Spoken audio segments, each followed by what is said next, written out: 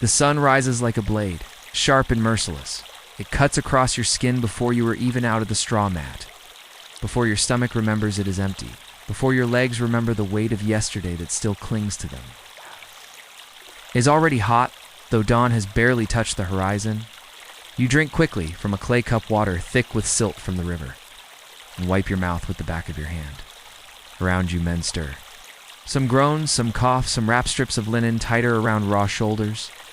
No one speaks of what the day will bring. You all already know. The overseer's horn sounds low and long, and the camp heaves into motion. Bare feet slap the dirt. This rises. You fall into line with hundreds of others, trudging toward the quarry. The smell hits first. Stone dust, sweat, and mud. Oh. Then the sound chisels biting rock, ropes straining, the shouts of men who drive harder than the sun itself. You pick up a copper chisel. The metal is worn, its edge dulled, but there is no time to sharpen. Your hammer strikes again and again until your hands ring with pain, which chips of limestone sting your face.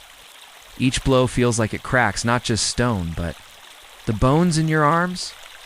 Beside you, a boy younger than you grits his teeth, sweat carving paths through the dust on his cheeks. His strikes are weaker. An overseer notices. The lash sings through the air. The boy cries out, drops his chisel, then scrambles to pick it up again. No one looks at him. If you look, the lash finds you too. By mid-morning, the blocks are pried. Loose, massive, and pale in the burning lights. They weigh more than any beast, more than any man's soul, yet they must move. You grip the rope with 20 others, feet digging into the ground, shoulders straining as you heave. The block groans as if alive, dragging forward inch by inch. The overseer shouts. A man stumbles. Another pushes him back into line. The rope burns your palms until blisters split, but still you pull. The sled creaks. The sand resists, but the block shifts forward. A cheer might have risen if there was breath left to cheer. Instead, there is only silence, broken by panting. You know this is only the first of many. The sun climbs higher. It hangs above like a god watching without pity. Heat shimmers on the sand, bends the horizon. Your throat is raw, your tongue cracked. Water jars pass from hand to hand, warm, bitter, never enough. You wet your lips, but thirst claws deeper. A man collapses in front of the sled. The block drags against his leg before anyone can stop it.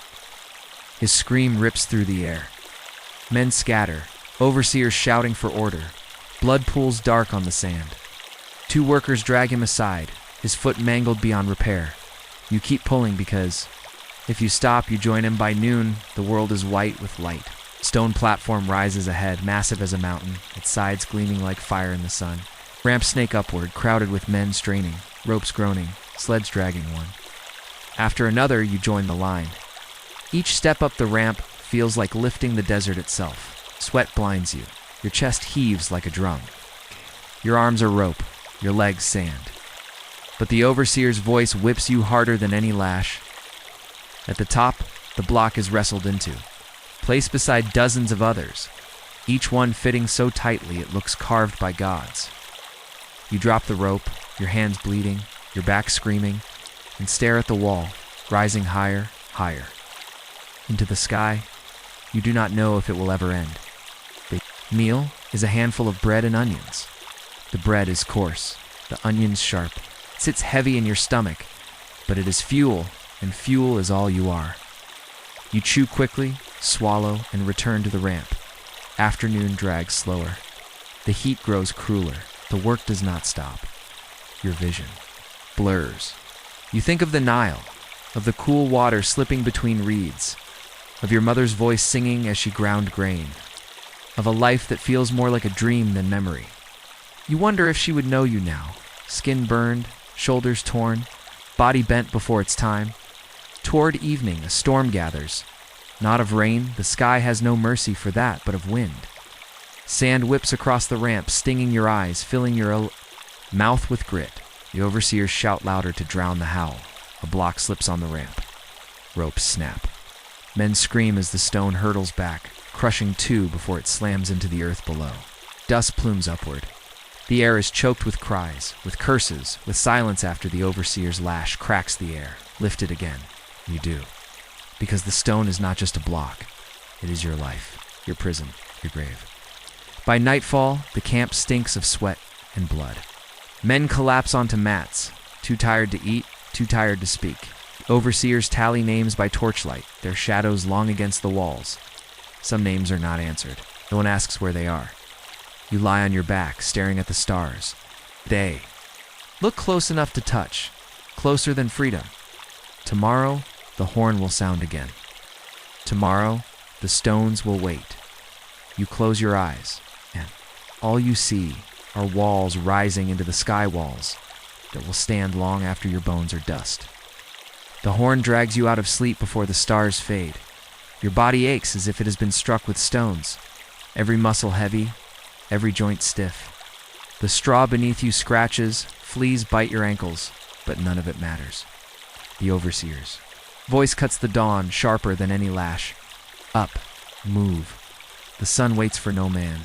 You rise with hundreds of others, eyes hollow, feet dragging. The desert is cool for only a breath. By the time you reach the ramp, the sun has already begun its climb. Bright and merciless, the day repeats itself, cruel and familiar. Stone. Is pride loose? Ropes burn against palms, sleds creak over sand. The ramps groan beneath the weight of blocks taller than a man. Your back bends, your lungs heave, your skin blisters. The overseers watch from shaded perches, whips coiled in their hands, their eyes sharp for any pause. Any weakness. At mid-morning, a boy collapses. His arms shake as he tries to rise, but his legs refuse. The lash falls once, twice. His cry echoes off the stone face of the wall.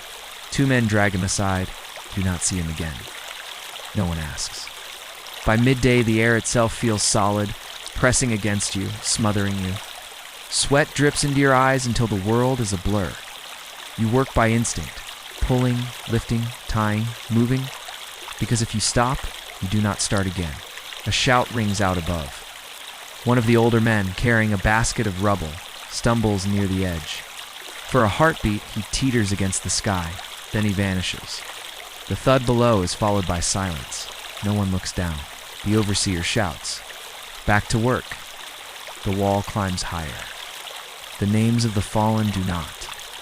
When the sun finally begins to sink, painting the desert red, the workers are herded back toward camp. Your throat is dry, your hands raw.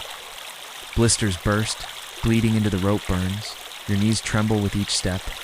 But the smell of food bread, beans, dried fish pulls you forward. Tonight the rations are a little heavier.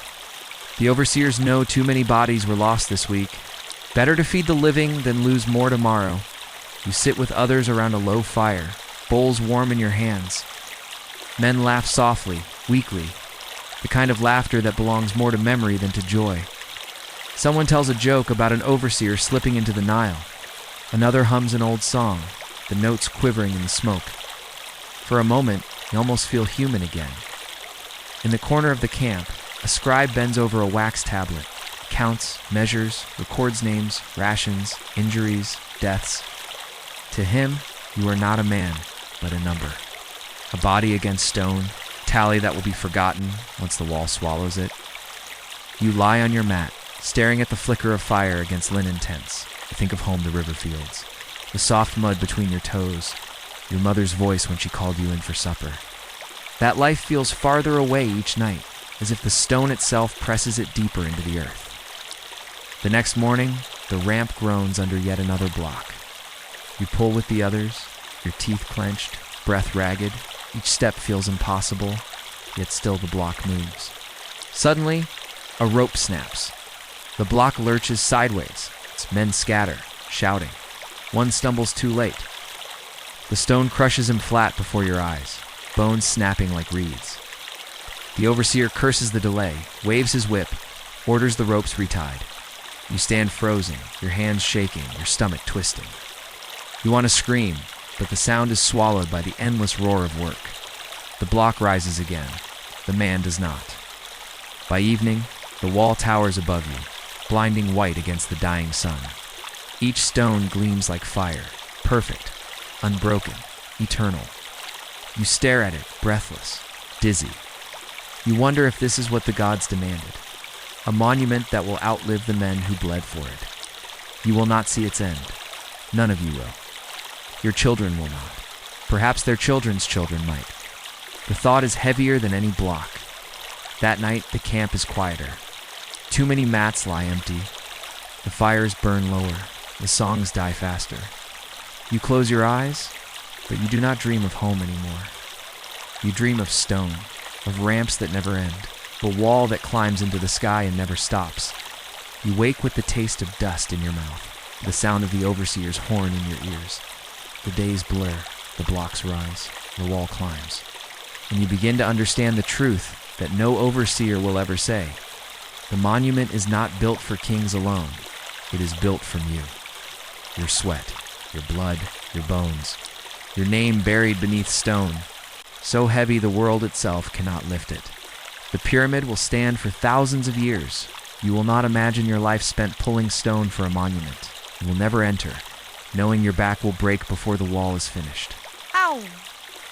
Would you endure for the sake of gods and kings, or would you let the desert swallow you first? For more forgotten lives and untold stories, subscribe to Refound Legacy.